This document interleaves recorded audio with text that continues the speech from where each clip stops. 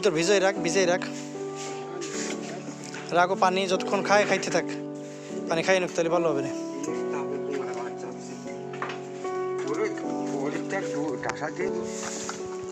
আমার ঘরের ঠিক বারান্দা সংলগ্ন এই জায়গায় একটা ছোট কিচেন রুম করতেছি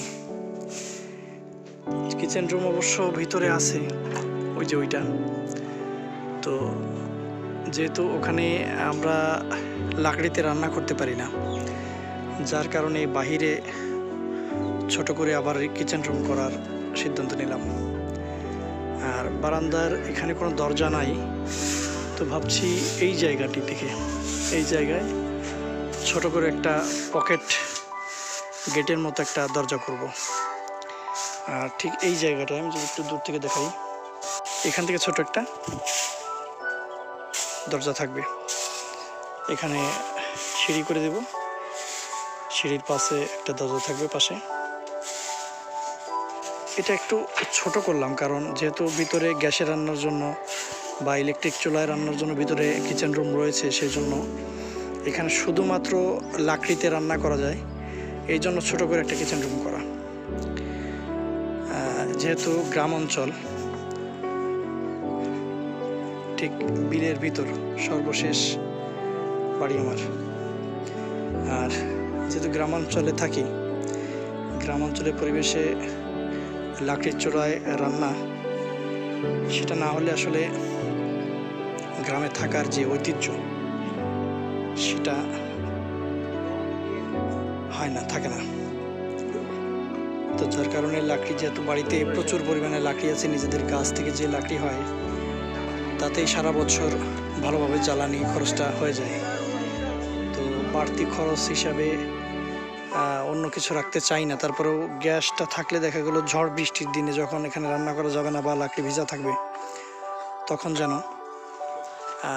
গ্যাসে রান্না করতে পারি বা ইলেকট্রিক চুলায় রান্না করতে পারি আর এর পাশেই হচ্ছে আমার আম গাছ ফলন ধরছে কম বেশি মোটামুটি ফলন ধরছে ঘরের সামনে ফল গাছ লাগিয়েছি কারণ দেখার সৌন্দর্যটা অন্যরকম হয় আর এই পাশে হচ্ছে আমার গোয়ালঘর আগে আমি গোয়ালঘরে বেশ গরু পালছি তো বর্তমানে শুধু আমার পরিবার বাড়িতে থাকে যার কারণে গরু লালন পালন করা সম্ভব হয়ে ওঠে না তো যার ফলশ্রুতিতে এখানে চিন্তা করলাম যে মুরগির খামার হিসাবে দেশি মুরগির খামার হিসাবে ব্যবহার করা যায় তো এই জন্য চতুর্পাশ নেট দিয়ে ঘিরে দিয়েছি আর উপরে এখানে দোচালা ছিল দুইটা চাল ছিল তো যেহেতু আমার বাড়িটা হচ্ছে ঠিক বিলের মাঝখানে সেজন্য ঝড় বৃষ্টির প্রকোপটা বেশি থাকে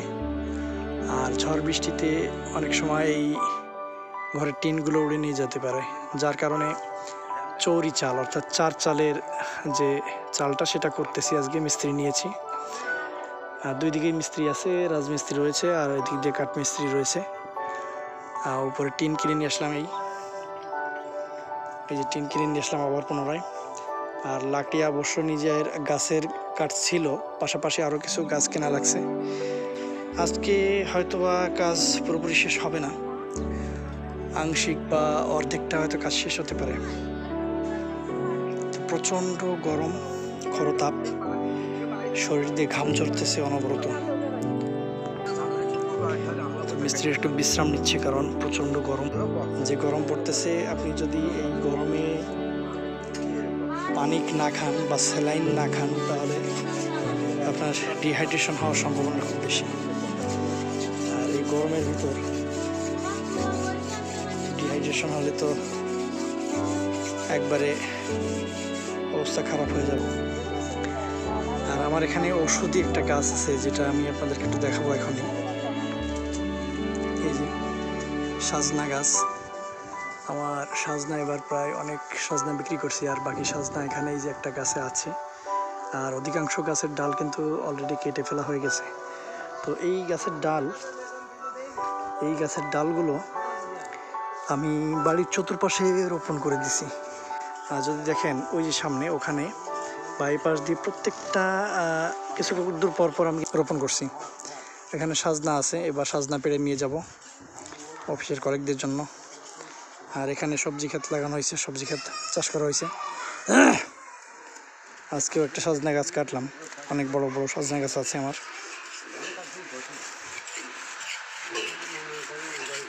দিনে কয়বার কষা লাগে? হ্যাঁ, দাঁত শেষ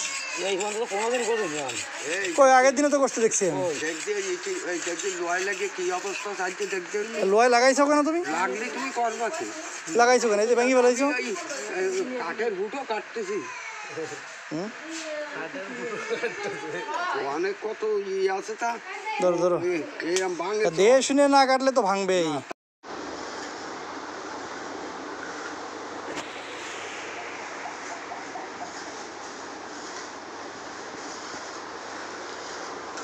অফিস আর এক টান যখন দিবা তখন কি ইথা নরম থাকবে?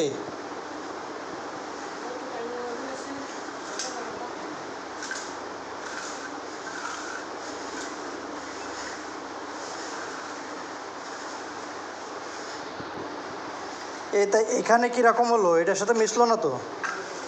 এই যে এই পাশের ঘরের এই পাশের যে প্লাস্টার আর ওই প্লাস্টার, এটার সাথে একবার ম্যাচ খেয়ে যাবে তো, ফিনিশিং হয়ে যাবে ওর কথা তো।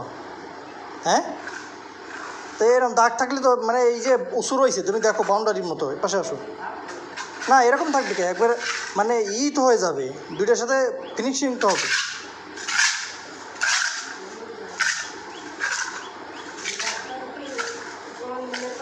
আর জোড়া থাকুক, কিন্তু জোড়া ছাড়া এই যে উঁচু নিচু হয়ে যাচ্ছে, এটা তো হবে না।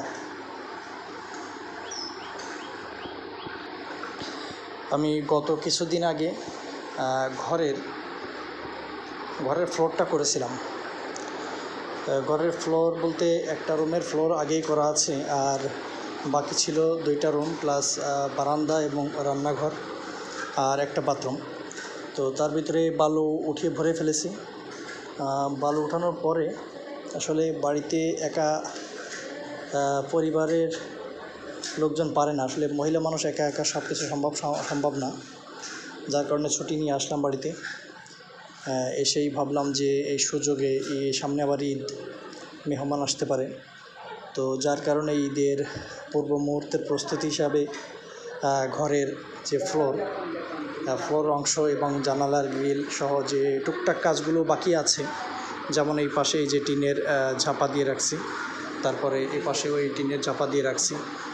তো এইগুলো খুলে ফেলে যে গ্রিলগুলো আছে, গ্রিল আগেই তৈরি করা, তো সেই গ্রিলগুলো দিয়ে দেবো আর ফ্লোরের কাজটা কমপ্লিট করে ফেলবো ইনশাল্লাহ। তো সেই জন্য আজকে কাজ শুরু করছি।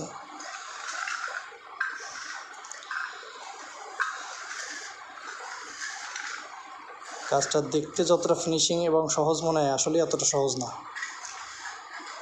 আমি কিছুক্ষণ পাটা টানার চেষ্টা করলাম, তো এতটা কষ্ট, রোজা রেখে টানলাম তো দেখি ঘামে নাক মুখ দিয়ে ফোটায় ঘাম পড়তেছে।